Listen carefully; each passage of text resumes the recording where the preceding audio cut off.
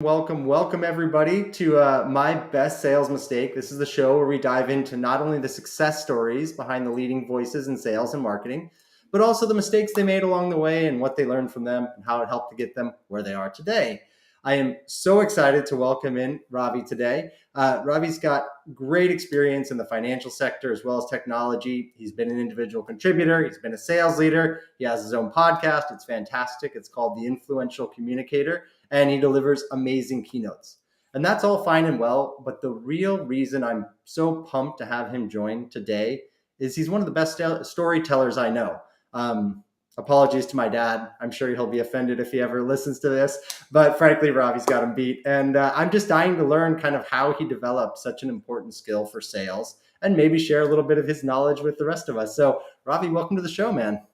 Thanks for having me, brother. I appreciate you, man. And Shane said, is this still happening? Shane, don't blame Jeff. It was me. I spent 10 minutes trying on a different t-shirt, getting the lighting sorted and messing about. So, dude, it's on me. But, Jeff, good to be here, bro. Looking forward to getting into it. You know, it's not easy looking this good, Shane. So, Rob, I appreciate you joining us. That's what they say, man. It's difficult looking is pretty, right, Jeff? That's right. That's right.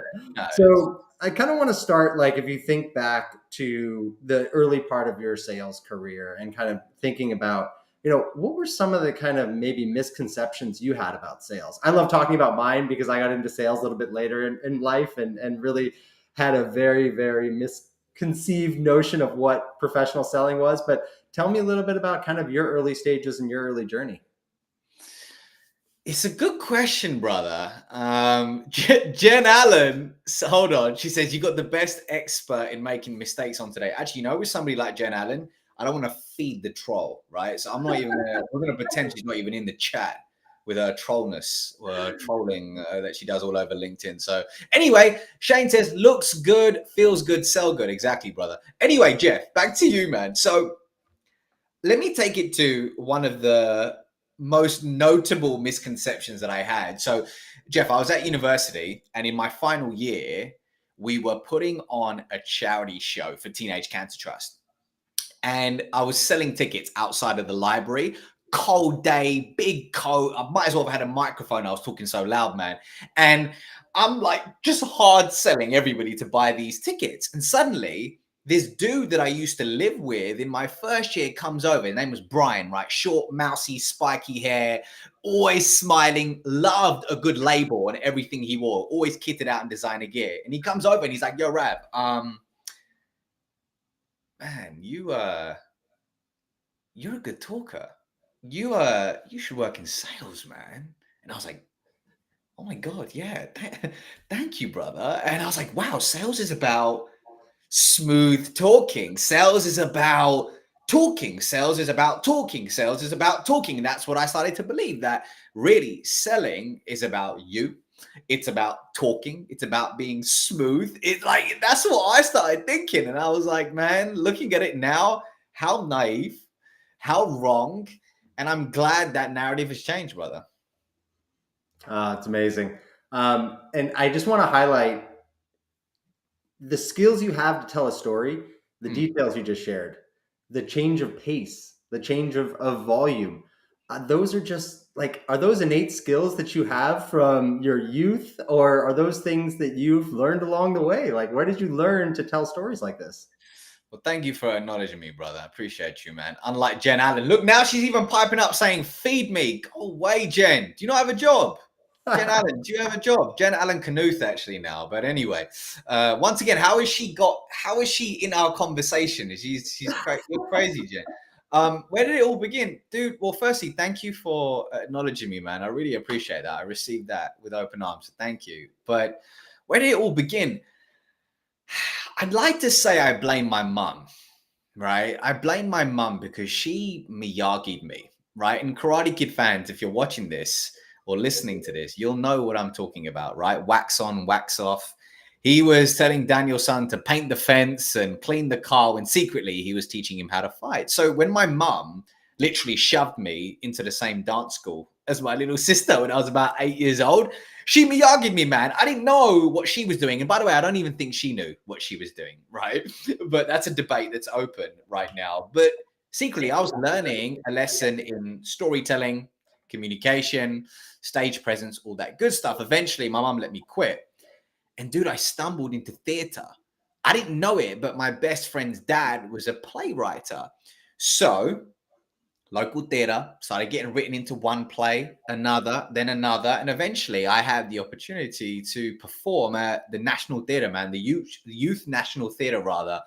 And it was incredible. And people would always say to me, yo, Ravi, you're going to do this whole speaking, presenting, or acting thing seriously? You're going to take it seriously? And I was like, no, no, I'm not, because I have an ego, and my ego is telling me to go make money right now and chase status. So I'd watched the movie Wall Street one too many times, Jeff. And I was like, okay, Gordon Gekko said greed is good, so let me go do that. So I wanted to work in corporate sales in the world of investment banking. So finished up business school, did that. And when I got there, I was able to really take everything I'd learned from stages over the past decade plus, and unknowingly was using it in my day-to-day role. And obviously, as you mentioned earlier, I've gone on to do other things, but I really started to notice that that became my edge, something that I could use because of my mom Miyagiing me so early on. That's amazing. That's amazing. Your mom sounds like she was a huge influence. Where do you think she learned all this storytelling and pieces like that? Where did that come from? You know what's funny, dude? My mom, every time I see her, she'll tell the same stories over and over again. I'm like, Mom, I've heard that story. She's like, oh, have I told you that? I'm like, yeah, like for the 15th time, you know? But there's an interesting lesson from that, is that the art of repetition as a storyteller is very, very, very important, because people really are living in a noisy and busy world. And we need to often repeat the same message for it to really stick. So, sellers, if you think you're sharing the same narrative and story over and over again, share it one more time. Take a leaf out of my mum's book. Where did she learn it? I don't know. It's a very, very good question. But interestingly, my grandfather, my mum's father, used to do a lot of charity work.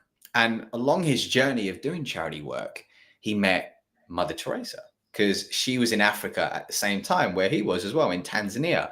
And I look back and I see photos of like them two, and I'm like, what? This is insane. And even then, like the stories that my mum tells about my grandmother and grandfather, they were clearly relayed from them, right? So unknowingly, I think storytelling runs in the family, dude. Oh, that's amazing. So, kind of going back to what you were mentioning about like repetition's okay. Repetition is actually a good thing. Mhm. I'm curious. I think one of the things that I've made as a mistake on my own earlier on Yeah. is that I've gotten into a sales conversation and something tells me, "Oh, this is the good time to tell a story," but I tried to wing it, like in the moment, and then you get nervous, and maybe you're like a third of the way in and you're starting to give the details. You're like, is this landing? Is it not landing? What do I do? Then maybe you kind of hit the eject button and it doesn't land. Is that something that you often see sellers like do or mess up? And how would you maybe think about that repetition piece getting so that you don't make that mistake? It's a good question, brother. It's a good question. I think there's three real things that I'm seeing right now that sellers struggle, well, that they struggle with when it comes to effective storytelling. Number one is the belief that a case study or a use case is the exact same thing as a story. When you share a long-winded case study, it can create a disconnect. What I believe is sharing a punchy story, ideally 60 to 90 seconds, which earns one the opportunity to share a case study. If we're just talking about customer stories, right? There's plenty of other types of stories, but on the customer stories angle, one of the biggest misconceptions I see, or rather biggest mistakes I see, is people leading with long-winded, feature-rich case studies and use cases, when in fact they need to earn somebody's attention through an emotive story first. The second mistake is sharing the right story with the wrong client. And let me take it back to my time as a sales leader, when I also was like a player coach sort of role. But I remember we closed some big logos as a company. And my ego got the better of me, Jeff. So what happened was I'll get on the phone. I just wanted to tell everyone, like, yeah, man, we signed this company and this is what happened and this is the transformation they're going to get. So one day I'm on the call with this SME client and it's going great. You know, it's really, really going great. Ideal client for that specific market that we wanted to serve. Halfway through the conversation, I go, I'm going to drop that story, man. I'm going to drop that story. So I drop the story and in my head, I'm like, you're a man, dude. You are the man. But she goes, I get it. I was like, what? She says, Ravi, you don't serve companies like us. You focus more on the bigger players. I guess we should probably find somebody who's more aligned to serve companies like us. And I lost the deal. Probably lost many more after that, right? From doing the same thing. But it was the right story, but for the wrong client, right? And the third thing is focusing too much time on crafting the story and not enough on the delivery. Right. So I really believe you can have the best message and story in the world, but if your delivery sucks, if it doesn't sound conversational, organic, authentic, and jargonless, so what? So I think those are three things I really see a lot of in terms of mistakes. Let's scratch into that third one a little bit more. Let's talk a little bit about what does make for a good story. Like, what should we emphasize? And I love how you said, like, jargony. We can't have jargon in there. Yeah, brother. I mean, so just so I'm understanding exactly what you're asking. Are you asking me what are the key ingredients for a good story, or are you asking me what makes good delivery when storytelling? Ooh, I think I want both of them, but let's go with the ingredients first, because like cooking, we're gonna have to like prep our ingredients before we actually start to mix them together. This is what I made earlier, right? You know, on the cooking shows. Is Jen Allen still in the audience? Yeah, Like, well, I will say, Jen, I'm your number one fan, so thank you for joining. don't feed that, man. Don't feed that. Jen has beef with Jen's got beef with so many different people on LinkedIn. She loves it. She loves it. No, Jen, I hate to admit it, but you're a good egg. All right, you're a good egg. But anyway, that's enough of compliments. What were we saying, Jeff? Like, what was the give us the ingredients of what a good story has. Okay. There are several ingredients, in my opinion, as to what makes a good story. Now, let me give you one, actually. Let me give you one, because what ends up happening is infobesity is real. Infobesity is real, right? We often consume a lot and then we don't implement. Okay. So let's just take one thing, which I think sellers often miss with a good story. It shouldn't start with, hey, Jeff, this reminds me of a time when we served Michael, right? It should start with an effective hook, right? So I'll give you an example. One of the stories I teach is an elevator story. And I was in Chicago speaking at a sales kickoff. And I was teaching the team how to craft a 60-second elevator story. And I said, we need to begin with a hook. Okay, we need to begin with a hook. And this girl called Chloe stands up. And she said, I'm ready, Rav, right? I'm ready. Like, hit me with the role play. And I said, all right, Chloe, I've seen you guys everywhere. What do you do? And she doesn't go, well, over here at da-da-da. She says, well, Ravi, I'm curious, from what you've seen of us so far, what do you think we do? And I was like, whoa! I was lost for words in that moment because I had expected a really run-of-the-mill response. But what she did with me was she created a pattern interruption which caught my attention. And attention is the currency in the modern day world. So then she had it throughout the remainder of her story. So one of the key ingredients amongst 7, which I really highlight, but one of the key ingredients, I can't say key any more times, is starting with an effective hook that's just a couple of seconds long. Anything come up for you, Jeff, as I was saying that? What it took me back to was actually when you were talking about being outside of the theater and selling, and your friend making the comment, "You're such a great talker, Ravi." And what I'm curious about is, like, did you learn that actually talking less, but potentially having a hook, like asking a question, is a much more powerful form of communication. I'm curious if those kind of two concepts tie together.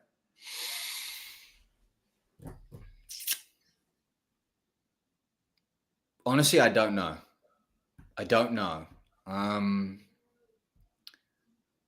Looking back, I definitely believed that once again, selling was about talking. I hadn't really acknowledged that it was about listening. And I think one thing that I've been able to do over the years is really go deep on my active and reflective listening skills. And I think one of the most amazing places to practice that is with friends. Here's an example. When you're chatting with a friend, somebody goes, "Oh my God, I've been through this and this happened and that happened." It can be easy as a friend to go, "Oh my God, me too. When that happened to me, this is what happened. This is what happened. This is what happened." But often I find that creates a disconnect, right? It doesn't make the other person feel seen, heard, and understood. So really one of the things that I've learned over time is to begin with, all right, listen, how can I serve you best here? Is it to listen, or would you like my perspective? Because I want to serve that person in a way that they would like to be served versus how I would like to be served in their scenario. So a friend may say, actually, I just want you to listen here, bro. Cool. So I'm not going to inject a ton of stories, right? And my job in that moment is to be deeply present with that other human being, because that's a gift, to be deeply present with somebody and actually listen. And similar, like when you're recapping a buyer's story, you're recapping your friend's story. Like, man, it sounds as though bang, bang, bang, bang, bang. This is what I'm hearing. Bang, bang, bang, bang. Tell me more, right? And just going deeper and going deeper. Now, why I say this is no different really to a conversation with a prospect. You may not start with, "Hey, how can I serve you here? Do you want me to listen or do you want my perspective?" You may not start with that, with that open up, but really you're there to be deeply present and listen and ultimately earn the opportunity to become somebody's trusted guide. And I think I really missed that early on in my career. I was more focused on talking. More focused on telling your story, convincing them, if you will, via kind of like, listen how great my company is or how all these great things that we've done. And I'm curious, like, did you find that fell flat a little bit? Dude, I'll give you a live example. Jen Allen's gonna love this, right? So early on in my career, so I come straight off the graduate scheme for a large investment bank, and like I would come into work every day, like completely crisply ironed white shirt, tie, buttoned up to the top, and everyone would be like, "Yo, Rav, like this is a trading floor. You can chill." I was like, "No, I'm wearing this tie, right? I'm a salesperson. Let's go." So what we would do is my job at the beginning was to cold call certain companies so they can learn more about our foreign exchange services and to see if they wanted to partner with us. Now we were a very big brand, so really doors would just open once we really said our name. One day, we kept it old school. We had like a ton of notes and we wrote down the company's name, all of the info. So one day I take that little pad of paper and I said to my mentor, Nick, I was like, "Yo, Nick, I'm going to the office to cold call." He's like, "You sure you don't want me there?" I was like, "Dude, I got this." In my head, I'm like, I'm the man, right? So I go into this office and I'm sitting there and there's this small black phone in this huge office, papers everywhere. I'm like, there's no one here. I can just be me. I've got this. No one needs to know that I'm struggling with imposter syndrome in this moment because I'm about to call the C-suite, right? So few cold calls later, I can't remember how things were going, but I see this dude's name called Charlie Winnie. I'll never forget it, Jeff, right? So I see this name, this big company, the type of company that you would only read about in the press or hear about in the press. I'm like, I'm going to ring him, thinking he's never going to pick up, right? One ring, two rings, three rings. The dude picks up. And I'm like, oh my God. So I get this big, like that lump in your throat. You're like, oh, snap, they actually picked up. So the amygdala gets fired and I'm running like faster than Usain Bolt in terms of my conversation. I'm speeding up, I'm going quick. I'm telling them what we do. I'm giving the features, the benefits. I'm giving everything according to my script. Dude is saying nothing. And he stops. Sorry, I stop. He's silent. I'm like, hello? He's like, Ravi, have you done your research? I was like, what do you mean? Like, yeah. What I didn't know was the dude who had kept me talking for the past 2 minutes, letting me go all the way to Pluto with my conversation. He was already a client of the bank.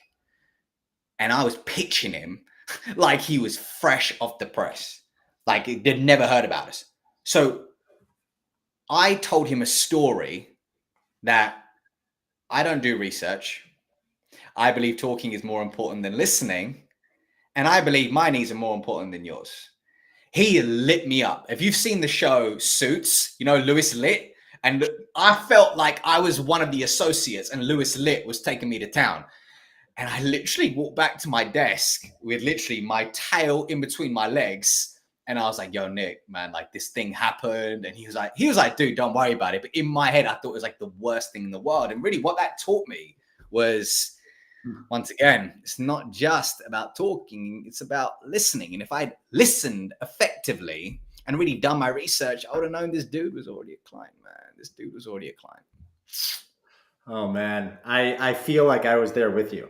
I feel like I was sitting right next to you for that whole time. I mean, like Stephanie says, what a visual you're painting, Ravi. It's like it's amazing because if anybody's ever cold called, they know exactly that lump. Yeah. But when you spoke to it, I was feeling it again.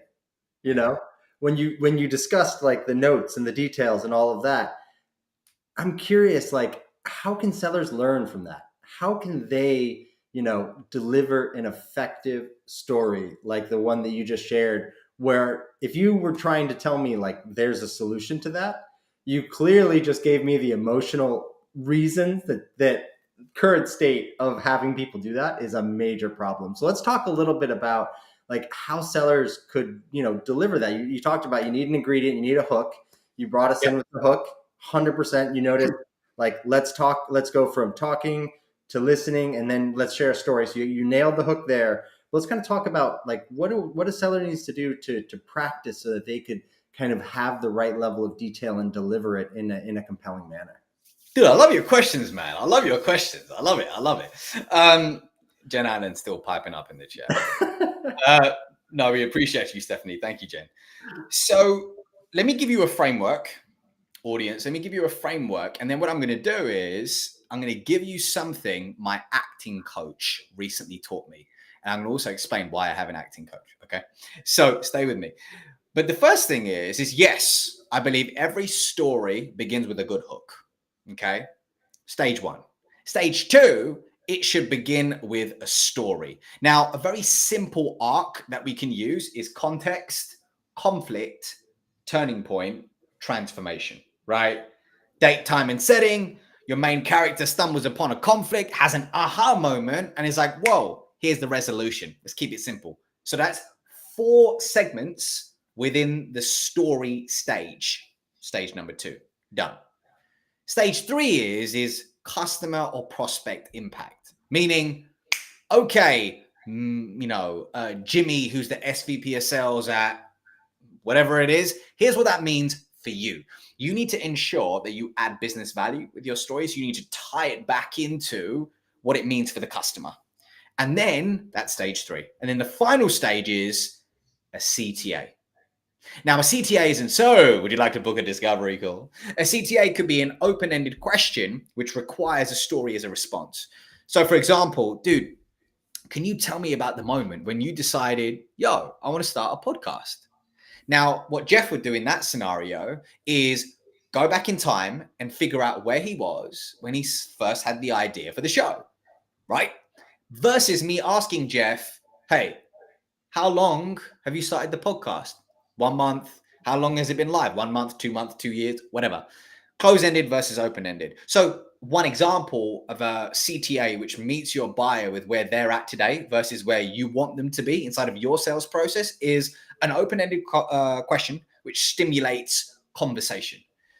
Now, that's the framework. Now, really, you can craft any story at any stage of the sales process using something basic and simple like that, okay?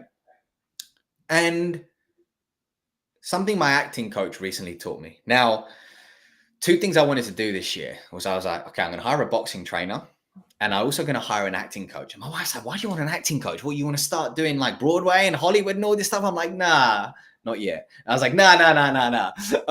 But I want to go deeper on my craft as a storyteller, right? I constantly want to go deeper. So she said, cool, do your thing. So I've been working with this dude for probably about 5-6 sessions now. And he said something to me the other week, which blew my mind. He said, Rav, I was teaching or I was directing this play, big play in London, and seasoned actors are sitting there with the script and reading their lines. And I said, cut. What are you doing? And this lady stands up like, what do you mean? I'm just reading off the script. He's like, where are you? And she's like, I'm just like in the theater. I'm doing like, what do you mean? He goes, no. Read your stage direction. Where are you? Because it says it's the middle of the day. It's broad daylight, but it's in winter. Why are you flailing your arms like that? Like maybe you should be shivering. It's broad daylight, right? Like it's not nighttime. So really remember where you are so you can effectively relive that story and retell it with confidence to your audience.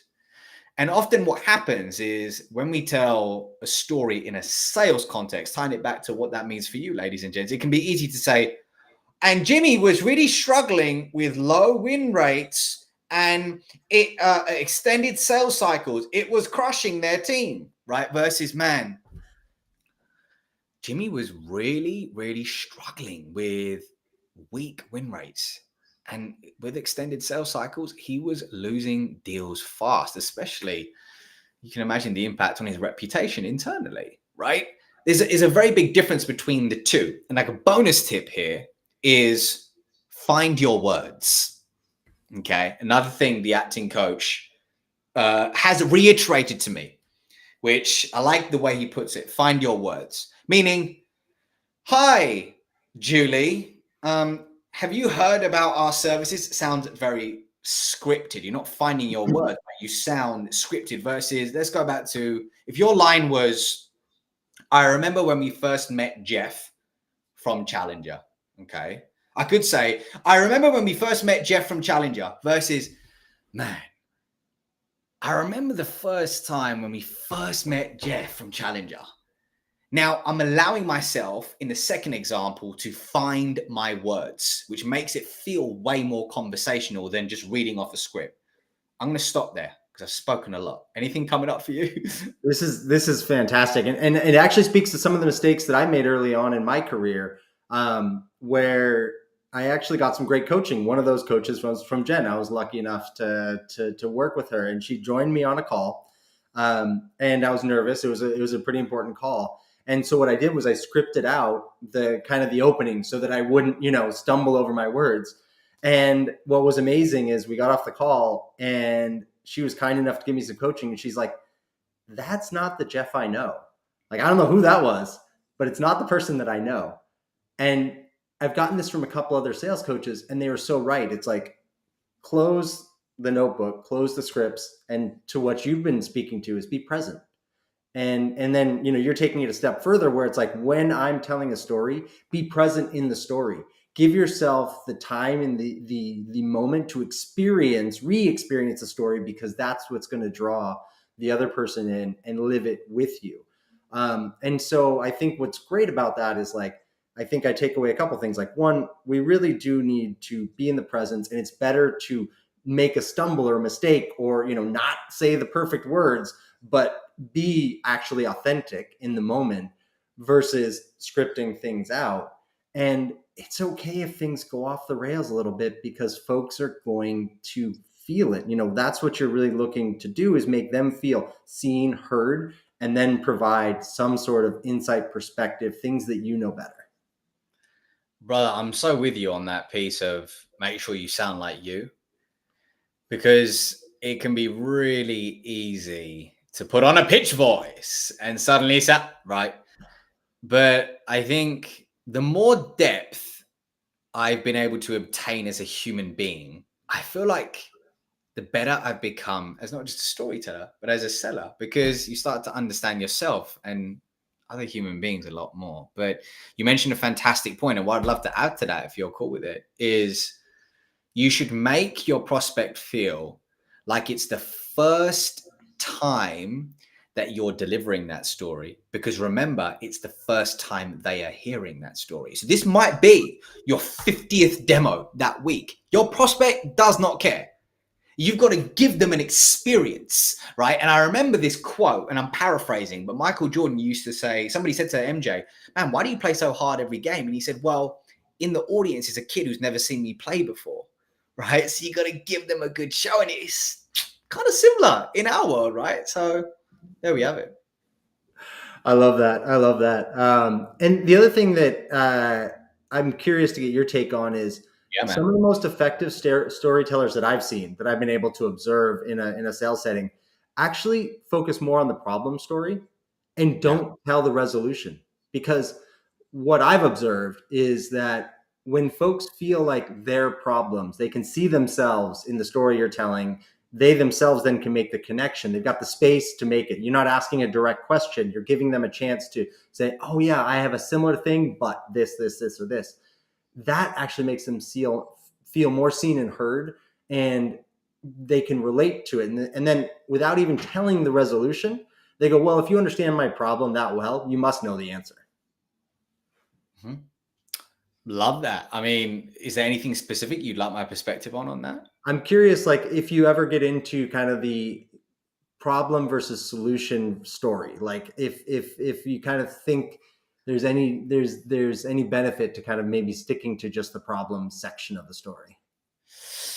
I think it's great. And I think different things work for different people. And you have to figure out what works for you in the nuances of your industry, in the context of who you're selling to and whatnot. But one thing I can add to that is one of the biggest problems in one specific story, which is a customer story I'm going to share right now, is when somebody says they struggle with this, then they found us. Look how great we are because this is their results. Now, that's pedestrian. Really, it's pedestrian. If we look at it and really think about what matters most, is, as you rightly said, is making your prospect the hero of that story. So what we want to do is allow your prospect to see themselves in the main character of the narrative, go through that arc, right? But we need for them to feel like the hero of the story. Not even feel, we need them to be the hero of that story. So one way you can do that is, instead of saying they found us over here at X and they achieved this, figure out what was the aha moment they experienced. Figure out what was the unique mechanism, which was the delivery for that results, because that result rather, because once you share that, somebody's going to want to know, what was that? Like, what was that mechanism? Like, what do you mean? They followed this methodology? Like, can you tell me more about that? And that will spark more of a meaningful conversation. But I do find in the resolution piece, when somebody jumps to that and it's all about the business and how they help them achieve great results, it just smells a touch of commission breath. I love that. I love that. All right, I got two more questions for you, Rob, and then we're gonna get you out of here. Let's go, bro. The first one's a fun one. Like, can you think back to any, like, moment in your career where you just kind of think back to a deal and it makes you laugh? Like, it's kind of just one of those where you're like, that was, either a mistake you made or just something that was funny, or a customer. What sort of a memorable but lighthearted, funny deal or opportunity that maybe you worked on in your past? Oh God, man, that's a good question. A funny deal. I look like I stumped you a little bit. You have, man. I've never been asked that question. And truthfully, I don't have a good enough response to give you, because my mind is going back to the story bank I have. And I'm like, which story do I have? There's been a lot of times when there's been certain clients who you've partnered with who it just is easy. I don't know if you ever felt this way, but have you ever looked at your calendar and said, oh, I've got lunch with this client, and secretly you're like, oh, you're just like, oh, you're going to get ready to get your ear chewed off or whatever it could be. But certain clients who you develop incredible relationships with and you go beneath the surface, I love that, man. Those are the ones I really get excited about the most, because what I found is whether even now, right, as a speaker and storytelling and so on, if somebody is chatting with me, focusing on winning the deal is quite short-sighted, my opinion. But focusing on winning the relationship means you get to become the guide. If you're right for them now, great. If you're never right for them, great. If you're right for them later on, great. But if you guide them towards the right solution, regardless, that's actually how you win customers for life. They're going to rave about you. They're going to trust you. Like, trust is the currency. So to go back to your question, the scenarios I've always loved the most is when we go beneath the surface with people and we focus on building relationships for life, not just thinking about meeting quota and thinking about where we're going to spend the money once we get that commission check, right? Often that can drive us. And there's nothing that connects people more due to our pretty much our entire history than telling stories in one another that can help develop that bond. You know it, brother. You know it. All right, so I'm gonna get you out of here. This is kind of the fun question. Okay. What is like one live, I prefer live, but it doesn't have to be, artistic event? This can be music, comedy, theater, something that you think that, you know, folks maybe haven't done, but they should, you know? What is that sort of one thing that maybe bucket list type thing that you might recommend folks experience? Aha. Okay. I've got one for you. Shane just got an interesting question in the chat though. Relationship builder versus challenger. Actually, Shane, here's how I view it: is being somebody's trusted guide also earns you the opportunity to be a challenger without friction. I found if I'm trying to challenge and I haven't built trust, rapport, all that good stuff, push back. You know, I've always found that, for example, in my personal life, how many times have you had a friend, Jeff, where you know they've got a problem, but if you say it like, hey, here's the thing that you need to do, there's going to be resistance, right? They've got to be in the right mindset to admitting they've got a problem and wanting to solve it and have you guide them. So I think instead of more relationship builder, I mean trusted guide, but by building relationships for life is the focus, as Simon Sinek would say, the infinite game mindset. But I digress. So dude, the one event, February last year, my wife said, why don't we go to the comedy club in London with some of our friends? I'm like, cool. And let's go to something, Rav, called the Gong Show. I'm like, what's the Gong Show? So she says, well, each unknown comedian gets up on stage and 3 people in the audience get a gong. And as soon as they hate anything that comes out of the comedian's mouth, they smack that gong. If all 3 gongs go, you're out. Right. And it can get nasty. And I was like, how nasty can it get? Can it really get? Right. So I'm there. And it's fascinating. The first few people were getting like kind treatment. And then they got aggressive, man. This one dude come on and people just didn't like his hat. So they just gonged him and he was out. Like he didn't even open his mouth. Some people, like they had their first line and literally people hated them. They gonged them out. And so you had to last 5 minutes on stage to get the opportunity to perform on Saturday night. But here's the beautiful thing.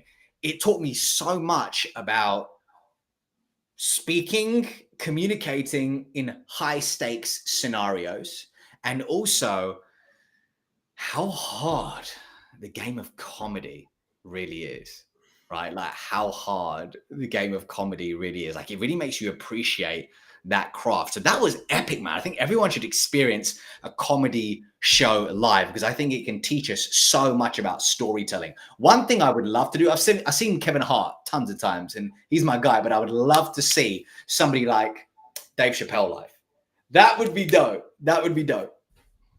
All right, so you heard it here from Rob. Live comedy show, The Gong Show. And, you know, 5 minutes of like people like, 5 minutes. It's kind of like going a round of like UFC, like 3 minutes, 30 seconds is an eternity. 5 minutes on stage trying to keep people from gonging you. That sounds entirely terrifying, but like an incredible experience. Yeah, I mean, I know we got to go, right? But get this, brother. So what's interesting is these comedians didn't just come on stage and wing it. Right? They had prepared material that they had road showed so that when they got to the performance, it was there was a high likelihood that their content was going to land. So as a seller, if you're creating a new story, you need to roadshow it in no stakes scenarios, test it in low stakes scenarios, so that when you get to high stakes scenarios, it's well oiled, right? Test, tweak, iterate. Think like a comedian, man. It takes Kevin Hart 12 to 18 months to come up with 1 hour's worth of stand-up material. So reverse engineer the math. Yes, I used to work on a trading floor, but my math isn't good. Figure out what that means for a 1-minute story, you know? Amazing. Amazing. So, Mr. Rav, tell people, assuming you want to be found, where can they find you? How should they get in touch? What should they subscribe to? Aha. So something that I'm super passionate about right now is my newsletter, which is all about learning how to tell better stories, communicating with influence, and also delivering confident presentation. It's probably the best way to put it. So if this is a bit of you and you value one intentional email every single week, then I'm going to put the link in the chat. Can I do that, Jeff? Can I put the link in the chat? 100%, definitely. How do I do that, man? Well, we'll go to the events page. In fact, if you want, we'll go to the events page on LinkedIn, and that's where we can put it. There you go, man. So it's there. So if that's a bit of you, would love to have you. And if it's not, no hard feelings. We will do that. So, folks, I will publish that, and I'll put it in the show notes as well. So sign up for Ravi's newsletter, and you'll get amazing tips just like today. Thank you so much for doing this. This was an absolute pleasure. And gosh, I hope we can do it again sometime soon. Would love to, brother. Appreciate your intentional questions. And hopefully everybody got value from it. Shane says, sign me up. Love to have you, man. If the comments or anything, I know people got a lot of value. So thanks again. And we'll see you.